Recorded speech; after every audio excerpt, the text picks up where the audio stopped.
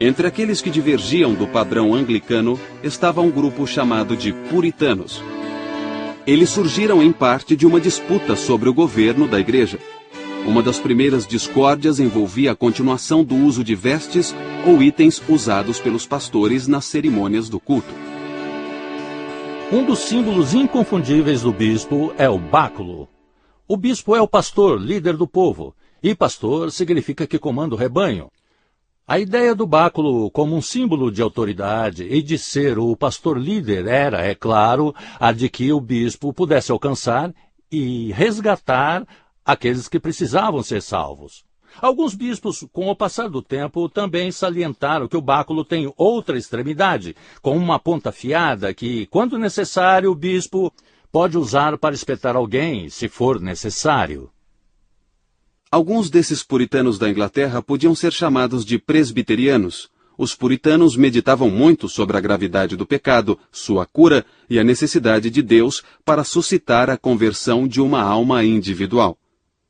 Eles estavam convencidos de que a verdadeira Igreja de Deus não possuía bispos e estavam comprometidos a um ministério culto para o anúncio da palavra na pregação. Os puritanos mais tarde vieram a ser chamados de independentes e depois de congregacionalistas. Alguns independentes praticavam batismo nos crentes adultos e ficaram conhecidos como batistas. A Igreja estabelecida e o Estado da Inglaterra se uniram para resistir a esses críticos, perseguindo muitos deles. Após a era protestante da Reforma, um período de consolidação começou a delinear fronteiras teológicas e políticas na Europa. Em 1555, a Paz de Augsburgo acabou com as guerras entre os luteranos e os exércitos católicos do imperador do Sacro Império Romano, Carlos V.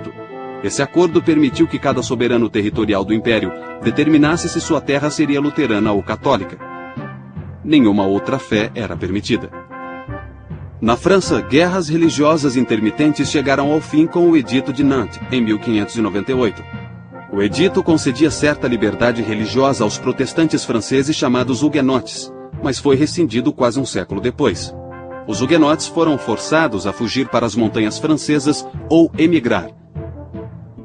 No início do século XVII, Jaime VI da Escócia tornou-se o rei Jaime I da Inglaterra e fez uma reunião para resolver disputas entre bispos anglicanos e os reformadores.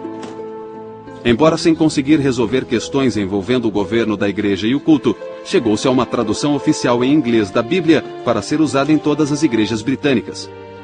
A chamada versão autorizada da Bíblia, mais conhecida como Versão do Rei Jaime, surgiu em 1611. No século XVII, a Guerra dos 30 Anos invadiu terras do Sacro Império Romano e acabou com a Paz de Westfália, em 1648. O Império agora reconhecia as igrejas reformadas, além de católicos e luteranos. As guerras civis inglesas na década de 1640 deram liberdade por alguns anos para os presbiterianos, dissidentes independentes e quakers. Fundados por George Fox na década de 1640 e conhecidos como membros da Sociedade de Amigos, eles mantinham várias convicções consideradas extremamente radicais pelo resto da sociedade. Os quakers afirmavam que práticas protestantes tradicionais, tais como o culto, o batismo e a comunhão, eram exteriores e deviam ser rejeitadas. Não permitiam nenhuma ordem especial de pastores. Assim, as mulheres vieram a exercer maior liderança entre os quakers do que em outras expressões protestantes. Eles acreditavam em revelação imediata, por obra do Espírito na vida dos crentes, e consideravam a revelação bíblica uma fonte claramente secundária. Essa revelação podia ser discernida pela luz interior que Deus teria concedido a todas as pessoas. As pessoas entram e ficam em silêncio, entram apenas uma de cada vez ou com a família, e o silêncio continua por cerca de 1 hora, dependendo do que acontece e de como as pessoas se sentem. Isso vem dos quakers pioneiros, ou seja, o conceito de que Deus está dentro de todos. E todo o resto acaba derivando disso, incluindo a revelação contínua e a busca pela verdade. Eu me levantar e romper o silêncio, eu acho que eu só farei isso quando meu coração disparar e eu souber que há uma coisa que eu preciso dizer. Mas a sensação é de sempre ter um espírito se movendo no grupo. Com o decorrer do século XVII, alguns protestantes reformistas e luteranos começaram a se queixar do caráter da fé e da vida religiosa que surgia dos esforços que competiam para definir a ortodoxia. Esses críticos foram chamados pietistas. O pietismo gerou uma grande quantidade de atividade prática, incluindo atenção a questões sociais, como educação, auxílio aos pobres, abolição da escravidão e temperança. O experimento religioso inglês terminou quando a monarquia inglesa foi restaurada por Carlos II em 1660, e a religião anglicana foi rapidamente restabelecida. Os protestantes fora da igreja inglesa ficaram então oficialmente conhecidos como dissidentes, e o Ato de Tolerância de 1689 permitiu seus cultos. O ressurgimento evangélico ocorreu em circunstâncias bem diferentes na Europa, na Grã-Bretanha e nas colônias britânicas na América. Um historiador identificou 4 propriedades da religião evangélica. Primeiro, seu interesse na conversão ao cristianismo, baseado na crença de que vidas precisam ser mudadas.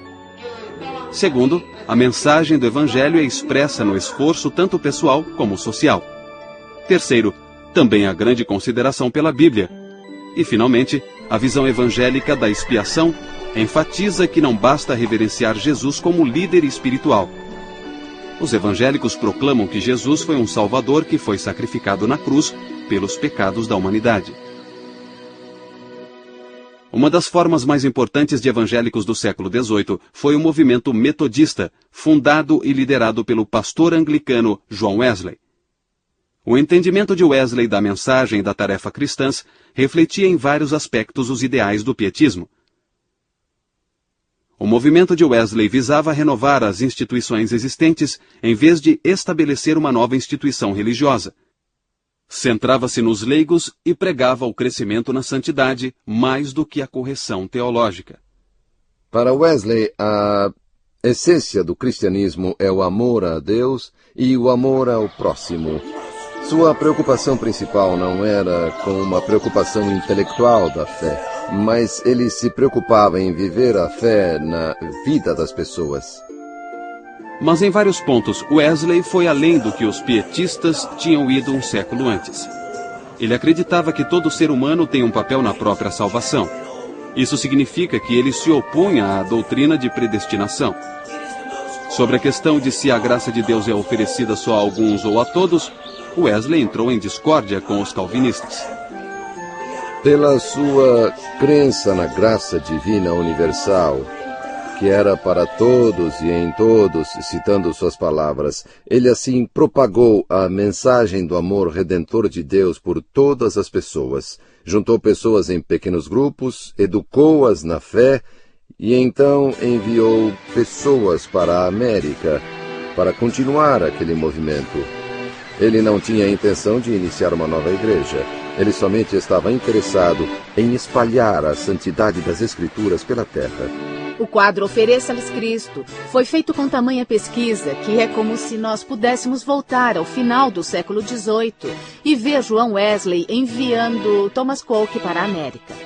A pesquisa é tão completa que o sol está na posição correta, as nuvens correspondem à época do ano, o nível da água está correto. E, felizmente, o pintor pôde ir até a Inglaterra e examinar essa área específica. Assim, ele pôde examinar, estudar e retratar tudo com precisão. Wesley organizou pequenos grupos por sexo e estado civil. Ele também desenvolveu uma organização de pastores para viajar entre as comunidades metodistas. João Wesley morreu em 1791. Durante sua vida, o movimento metodista permaneceu parte da igreja anglicana. Mas, após sua morte, aos poucos foi se tornando uma religião à parte. Um culto protestante típico possui leitura da Bíblia, orações, sermão e canto de toda a congregação. Mas o que os protestantes cantam e como o fazem mudou consideravelmente com o passar dos séculos. Durante o século XVI, os primórdios do protestantismo, o canto geralmente envolvia canções métricas.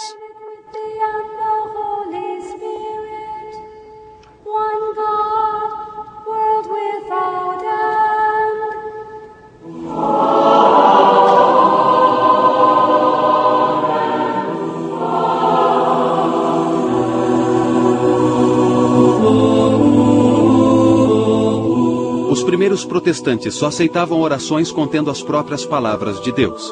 Assim diziam que o saltério era o inário cristão por excelência.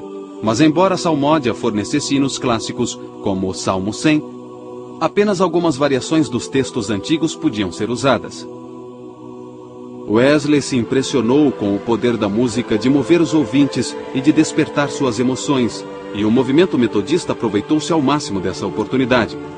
Wesley recomendava a construção de capelas octogonais, pois a acústica delas era boa para pregar e cantar. John Wesley estava plenamente ciente de que a música exagerada ou inapropriada poderia afastar as pessoas da intenção espiritual adequada. Assim, ele propôs que só canções e inários autorizados deveriam ser utilizados em encontros metodistas. O irmão dele, Carlos, escreveu milhares de versos metodistas sobre uma ampla gama de assuntos. Se você quiser saber de fato no que os metodistas creem, descobrirá melhor lendo e ouvindo os hinos de Carlos Wesley do que de qualquer outro jeito. E a teologia que será cantada é uma teologia que terá impacto sobre a sociedade e as pessoas. Os hinos mais conhecidos talvez sejam familiares a todos os cristãos. Hark the herald angels sing, Christ the Lord is risen today, oh for a thousand tongues to sing, love divine, all loves excelling. São do tipo de palavras, hinos e canções que penetram fundo na alma e essência das pessoas e da sociedade inteira. Os hinos protestantes floresceram no século XIX. Os hinos e canções apoiavam causas de organizações voluntárias, tais como sociedades missionárias e grupos de temperança. Hinos seriam adaptados a eventos como cultos de revival.